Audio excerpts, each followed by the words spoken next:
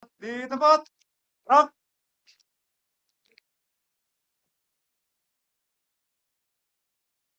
Yang saya hormati Menteri Energi Sumber Daya Mineral, Bapak Bahlil Lahadalia, Ketua dan anggota Komisi 7 DPR RI yang kami hormati, para Menteri SDM dan Wamen pada periode sebelumnya, Pak Ignatius Yonan, Pak Archandra Thahar, Pak Susilo Siswa Utomo, Pak Sudirman Said, para pimpinan tinggi Madya dan pimpinan tinggi Pratama di lingkungan Kementerian SDM, Kepala SKK Migas, Kepala BPH Migas, anggota Komisi BPH Migas, AUPK, Dewan Energi Nasional, para staf khusus menteri, para direktur utama BUMN, sektor SDM, serta para undangan sekalian yang berbahagia. Assalamualaikum warahmatullahi wabarakatuh. Selamat siang dan salam sehat bagi kita semua.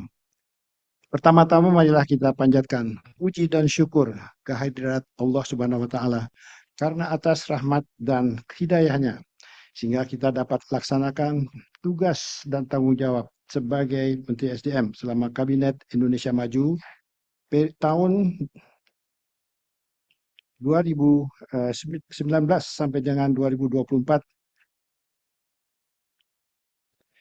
Dan selanjutnya kami sampaikan ucapan selamat kepada Bapak Bahlil Lahadalia sebagai Menteri SDM. Dan juga sekaligus kami sampaikan ucapan terima kasih kepada seluruh jajaran Kementerian SDM yang telah bersama-sama hampir 5 tahun ini, yang telah berupaya keras bersama-sama untuk bisa mengemban amanah. Menteri dan para hadirin saudara sekalian yang saya hormati, upaya-upaya target capaian di transisi energi ini mulai berjalan sejak bergulirnya Paris Agreement di tahun 2016. Indonesia bersyukur kita memiliki sumber energi yang melimpah dan sumber daya alam lainnya.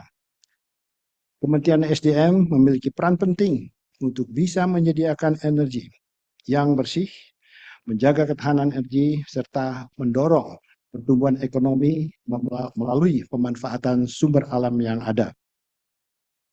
Di tengah pertumbuhan konsumsi migas, kita diharapkan dengan penurunan produksi minyak dalam negeri. Kita hadapi hal ini dengan langkah-langkah strategis antara lain upaya-upaya untuk penemuan sumber-sumber baru. Kita lakukan juga upaya optimasi sumber-sumber yang ada dengan memanfaatkan teknologi dan pengalaman-pengalaman yang telah dilaksanakan oleh para calon partner kita. Kemudian kita juga upayakan perbaikan kebijakan agar daya tarik investasi di sektor hulu migas ini memiliki daya saing. Di samping itu, perlu dilakukan langkah-langkah peningkatan efisiensi agar kita bisa mengurangi impor dan mengurangi beban subsidi. Saat ini kita juga telah memperoleh anugerah berupa ditemukannya sumber-sumber gas yang baru, antara lain di North Canal Kaltim, yang kita harapkan akan mulai berproduksi mulai tahun 2027-2028. Kemudian juga ada Blok Mandaman, kita upayakan untuk percepatan. Ini diharapkan sebelum 2030 juga bisa berproduksi, dan kita masih mendorong Blok Masela yang besar ini agar bisa berproduksi pada 1 Januari 2030. Ya, di tengah historinya banyak hal-hal yang perlu kita selesaikan. Untuk itulah kita perlu membangun infrastruktur energi. Dan inilah menjadi tantangan Kementerian ini, bagaimana infrastruktur energi itu bisa kita bangun sehingga kita bisa menjamin keberadaan energi dan sekaligus juga ketahanan energi buat negeri kita ini.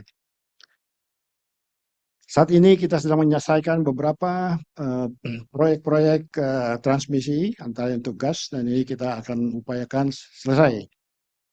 Tersambung dari ujung Sumatera sampai dengan ujung Pulau Jawa, kita harapkan 2028 sudah bisa diselesaikan. Sekarang ini sedang potongan yang di Jawa Tengah sedang kita upayakan, Dengan adanya ini kita bisa memanfaatkan tambahan-tambahan produksi gas yang ada di dalam negeri.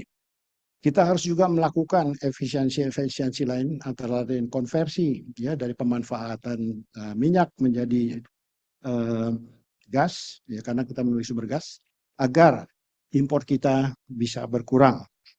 Selain juga kita upayakan agar jaringan gas ini bisa didorong agar kita bisa mengurangi ketergantungan kita terhadap LPG dan memanfaatkan gas alam yang ada di antara kita. Kita merencanakan dibangunnya super grid ya yang memang untuk bisa mendorong masuknya dimanfaatkannya energi baru terbarukan ke seluruh pelosok sekaligus juga bisa membantu industri-industri processing kita untuk memanfaatkan energi bersih.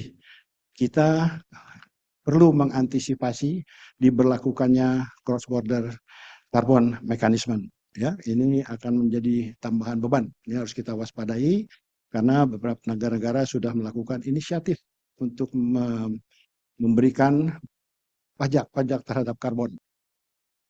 Dalam bidang mineral dan hilirisasi kita memiliki sumber daya yang cukup besar untuk dimanfaatkan ya antara lain nikel sekarang kita menjadi salah satu produsen eksporter nikel yang terbesar di dunia. Kemudian juga tembaga dan aluminium untuk infrastruktur, tenaga listrik, dan juga untuk keperluan lainnya. Juga timah. Nah, jadi kita masih perlu mendorong program-program hilirisasi dan saya dengan Pak Menteri Bahlil ya sudah berinteraksi. Saya di SDM, beliau di investasi, bagaimana bisa mendorong hilirisasi ini semaksimal mungkin. Ke depan, tugas-tugas di sektor Kementerian SDM akan semakin menarik, akan banyak tantangan. Kita harus upayakan untuk bisa memaksimalkan potensi sumber-sumber cadangan minyak dan gas bumi terutamanya. Dan juga kita upayakan untuk juga bisa menemukan potensi-potensi baru untuk mineral-mineral kita yang masih terdata di lapangan-lapangan greenfield. Pak Menteri dan Bapak Ibu sekalian, dalam kesempatan ini saya beserta jajaran Kementerian SDM telah menyiapkan dokumen yang berkaitan dengan program strategis di sektor SDM.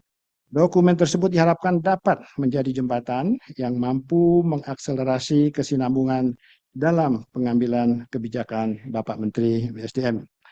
Utamanya dalam mendorong percepatan pengembangan sektor SDM. Akhirnya saya ucapkan selamat kepada Bapak Menteri dan selamat bekerja. Dan saya harapkan seluruh jajaran di Kementerian SDM membantu dengan sepenuh hati mengoptimalkan seluruh sumber tenaga dan pikiran agar kementerian yang kita cintai ini bisa maju tumbuh berprestasi lebih baik lagi di masa mendatang. Kami yakin di bawah kepemimpinan Bapak Menteri SDM, Pak Bahlil, sektor SDM akan dapat mencapai kinerja yang jauh lebih baik. Sekian, terima kasih dan sekaligus saya pamit dan mohon maaf apabila dalam melaksanakan tugas-tugas saya di sini banyak hal-hal yang kurang berkenan dan juga kesalahan-kesalahan yang kiranya mohon dimaafkan. Billahi taufiq wal hidayah. Wassalamualaikum warahmatullahi wabarakatuh.